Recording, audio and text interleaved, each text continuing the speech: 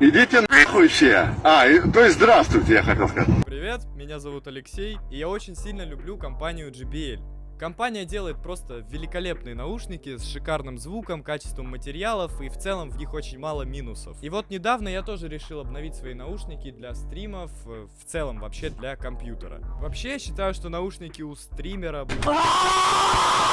блогера и тем более у музыканта должны быть максимально качественные и удобные, потому что в них он будет проводить, большую часть занятия своим делом. Не знаю лично как у вас, но я в своих наушниках провожу минимум 3 часа в день. Ну и закономерно требования к ним у меня будут гораздо выше, чем к обычным повседневным наушникам.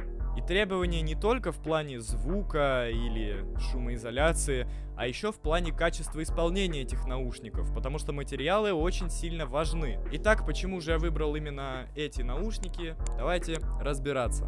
Ну и поскольку компания JBL так и не заслала мне никакой техники на обзор, я бы хотел начать с минусов.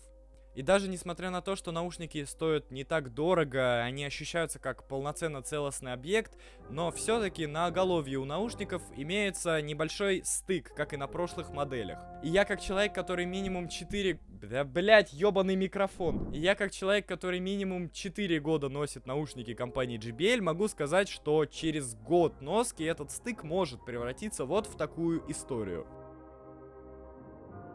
Но благо в этом поколении они исправились и хотя бы не сделали старые амбишуры. Я говорю про амбишуры, которые, кстати говоря, тоже осыпаются вот спустя год носки. Вот такая вот ситуация. При этом заменой этому самому покрытию стали амбишуры из самого дешевого кожзама. Чтобы вы понимали, больше чем полгода назад я снимал видео, в котором я заказывал наушники AirPods Max, это была дешевая их копия, в которых амбишуры были сделаны из того же самого кожзама, как и в этих наушниках. А сейчас я сидел и думал, какие еще я могу минусы найти в этих наушниках, и так их, собственно, и не нашел, поэтому приебусь к комплектации. Мне лично очень сильно не понравился пакетик в коробке из-под наушников. Конечно, по современным меркам эти наушники абсолютно ничего не стоят, и было ожидаемо видеть этот пакетик внутри, но все же... Я думал, что компания JBL выебнется хотя бы как-нибудь.